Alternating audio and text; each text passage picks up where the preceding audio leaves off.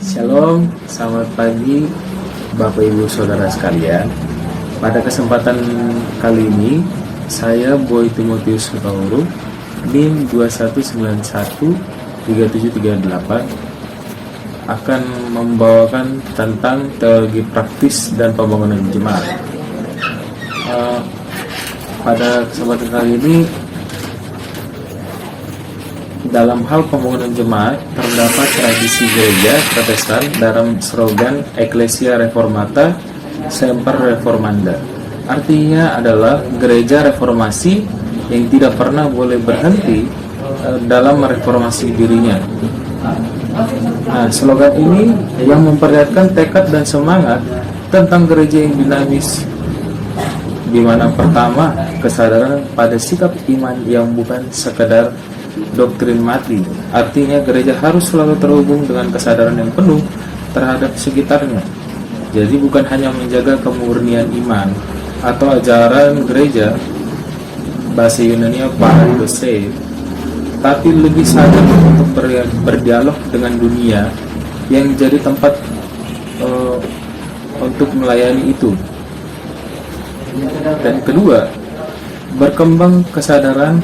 Dengan ada slogan itu, berkembang kesadaran berteologi yang berdialog dengan dunia, yaitu perkembangan teologi sosial, publik, kontekstual, teologi praktis modern dalam wacana di berbagai STT yang mewarnai semangat hal ini, dan dihadirkan dinamika yang sangat kuat pada berbagai gereja untuk bersikap dinamis dalam mengembangkan dirinya.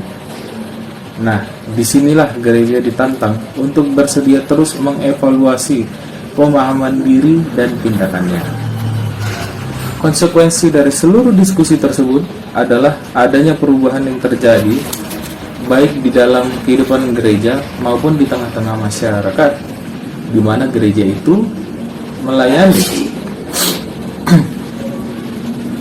Perubahan tersebut dapat berupa kultur atau budaya, tradisi atau adat, situasi politik, sosial, dan lain sebagainya. Sehingga disinilah pembangunan jemaat merupakan upaya studi dan refleksi untuk menjawab tantangan tersebut. Nah, lalu pembangunan jemaat sebagai tindakan berteologi praktis. Yang pertama, teologi praktis perspektif akademis, di mana arti umum teologi praktis adalah bagaimana mengaplikasikan disiplin-disiplin teologi seperti tafsir atau hermeneutik, sistematika teologi, lalu sejarah-sejarahnya, dan sebagainya secara efektif dalam tanggung jawab pastoral gereja. Disinilah subjek teologi praktis itu, di mana gereja atau seluruh warga anggota jemaat yang berinteraksi dengan realitas dan berbagai perubahan dalam masyarakat seperti kondisi ekonomi, politik, budaya dan sosial, konflik, pluralitas dan modernitas. Dalam pengertian ini juga, maka teologi praktis adalah sebuah dialog antara konsep-konsep teologi dengan pengalaman kehidupan umat Kristiani secara konkret atau nyata. Untuk memahami pengalaman atau praksis umat Kristen dan masyarakat yang ada, maka teologi praktis membutuhkan penelitian lapangan atau penelitian empiris, di mana metode dan alat-alat penelitian ini berguna untuk memperlengkapi. Yang kedua, setelah kita mendapatkan informasi tentang pengalaman umat Kristiani atau masyarakat, maka data tersebut didiskusikan dan dievaluasi dengan tema-tema teologis tertentu yang relevan. Disinilah pendekatan refleksi teologis itu digunakan. Hasil dari proses refleksi dan evaluasi teologis ini adalah pengertian-pengertian kritis tentang sikap teologis atau tindakan iman yang relevan. Lalu, berdialog bukan sekedar sikap pragmatis yang akan mengikuti apapun yang menjadi tuntutan pengalaman dan praksis suatu komunitas atau masyarakat. Dialog adalah sebuah perjumpaan dengan semangat mencari dan menemukan sikap ketaatan pada Allah yang rendah hati. Pendekatan pada cara kerja dan paradigma teologi praktis ini telah lama dikenal di kalangan akademis teologis sebagai lingkaran pastoral, di mana lingkaran pastoral tersebut terdiri dari tahap-tahap observasi, analisis, refleksi, dan aksi. Observasi adalah tahap di mana kita mencoba untuk memahami deskripsi dari pengalaman umat Kristiani atau masyarakat yang ada. Dalam tahap ini, kita juga dapat melihat pertanyaan-pertanyaan yang muncul serta potensi permasalahan teologis yang ada. Lalu tahap analisis membawa kita pada kesungguhan untuk memahami pengalaman melalui penelitian dan analisis yang memadai. Lalu tahap selanjutnya adalah refleksi, di mana pengalaman yang telah dipahami diperjumpakan dengan pemahaman teologis dan tradisi-tradisi keagamaan. Sehingga hasil dari diskusi ini adalah aksi teologis sebagai wujud sikap iman gereja yang kritis sekaligus relevan.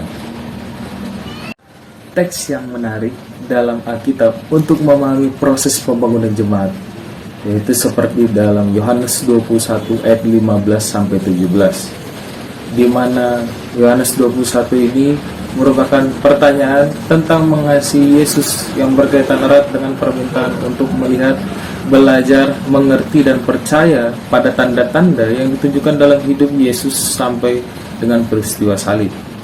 Untuk itulah Yesus bertanya 3 kali kepada Petrus untuk mengingatkan Petrus dan kita semua tentang berbagai tantangan, termasuk penyangkalan Petrus yang juga sebanyak 3 kali yang harus dihadapi oleh gereja untuk membangun apa yang biasa disebut sebagai kristopraksis, di mana tindakan dan tujuan dibangun berdasarkan proses dialogis antara makna Kristen dari ajaran dan hidup Yesus di satu sisi dan kebutuhan masa kini dan di sisi yang akan datang.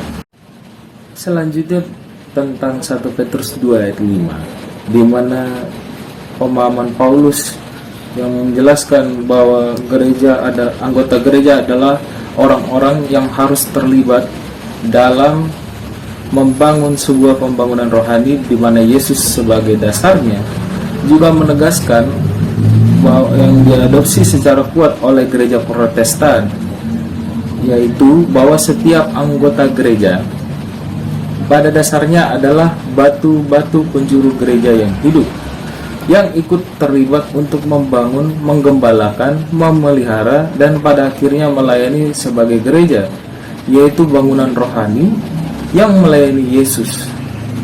Ada kaitan yang sangat kuat antara belajar hidup pada Yesus, kristopraksis, dengan melayani dan membangun gereja atau jemaat dalam konteksnya.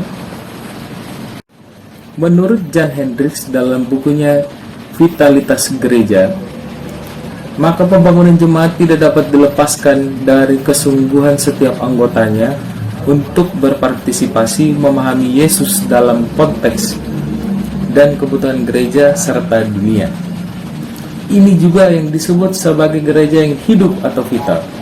Tetapi sebaliknya, gereja yang tidak hidup adalah ketika setiap anggota-anggotanya tidak lagi memiliki ketertarikan untuk mendengar dan menerjemahkan terus-menerus pertanyaan apakah mereka mengasihi Yesus dan tindakan untuk menggembalakan setiap domba-domba Kristus. PJ mengarahkan diri gereja pada kedatangan kerajaan Allah di dunia di tengah-tengah berbagai arus perubahan yang pendekatannya dilakukan secara sistematis, metodis, dan empiris.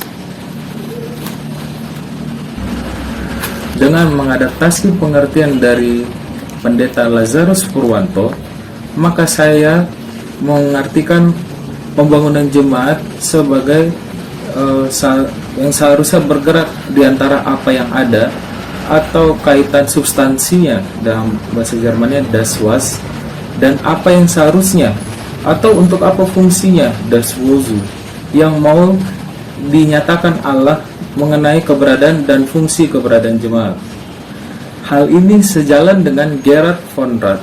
Artinya pembangunan jemaat merupakan suatu proses perubahan transformasi secara sistematis dan metodis agar jemaat seperti adanya sekarang ini menjadi jemaat yang seharusnya, di mana pembangunan jemaat tersebut tidak hanya terfokus kepada substansi jemaat, namun juga kepada fungsi jemaat. Dan kemudian transformasi jemaat adalah keseluruhan cara dan sarana yang melaluinya jemaat mentransformasikan bahan-bahan mentah yang diperolehnya baik itu teologis dan non-teologis menjadi hasil-hasil yang diinginkan. Disinilah pembangunan jemaat dapat disebut juga sebagai motor utama atau penggerak dari teologi praktis modern. Untuk itulah, pembangunan jemaat pertama-tama mendorong jemaat atau gereja untuk memiliki kemampuan mengenali pengalamannya dan menjelaskan perubahan serta tantangan masyarakat gereja maupun umum. Kemudian tindakan pembangunan jemaat ini harus dilanjutkan dengan refleksi dan transformasi pada keberadaan dan aksi jemaat atau gereja itu sendiri. Dalam studi tentang pendidikan teologi dan gereja-gereja di Belanda mulai menyadari bahwa ada persoalan amat serius di mana anggota gereja dan partisipatif secara aktif anggota jemaat dalam aktivitas gerejawi terus merosot. Karena itu PJ harus diarahkan benar-benar untuk melihat apa yang sebenarnya terjadi di tengah masyarakat gereja dan umum, di mana dalam studi-studi itu, kemudian sekularisme dan individualisme adalah salah satu kondisi yang benar-benar harus mereka sebagai masyarakat Belanda mengerti dan sikapi. Mau tidak mau, konsep eklesiologis gereja atau studi dan pemahaman tentang siapa dan apa mau gereja harus ditinjau ulang dengan serius dan dibangun kembali dalam kesadaran konteks perubahan yang ada. Kemudian yang dimaksud dengan fungsi internal gereja adalah ibadah, pewartaan, katekisasi, diakonia, relasi pastoral kepada pribadi atau kelompok, dan aturan-aturan gereja. Fungsi-fungsi tersebut dipahami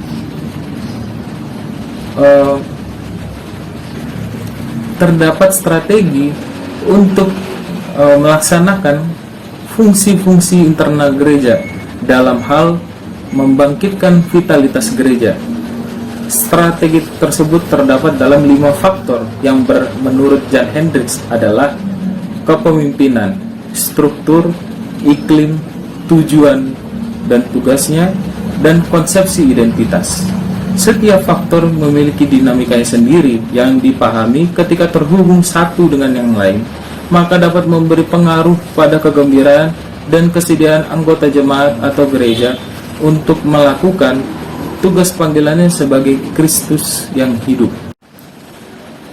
Tujuan pembangunan jemaat pertama, sebagai sebuah proses yang terus-menerus berada dalam sebuah lingkaran pastoral, yaitu aksi, refleksi, dan aksi.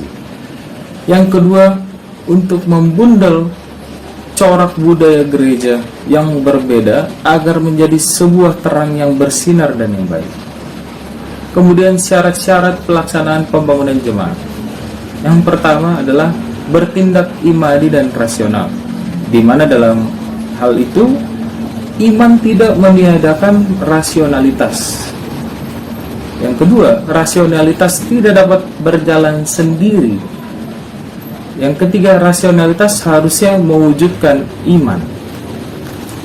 Syarat yang kedua, bertindak fungsional terarah pada tujuan dan hasil. Penjelasannya adalah, pertama, sebuah tindakan yang dilakukan seharusnya menjadi bagian dari perwujudan tujuan dan hasil. Yang kedua, dengan kata lain, tindakan tersebut merupakan realisasi dari tujuan dan hasil. Yang ketiga, fungsionalitas suatu tindakan sangat ditentukan oleh seberapa besar tindakan itu bermakna bagi semua jemaat.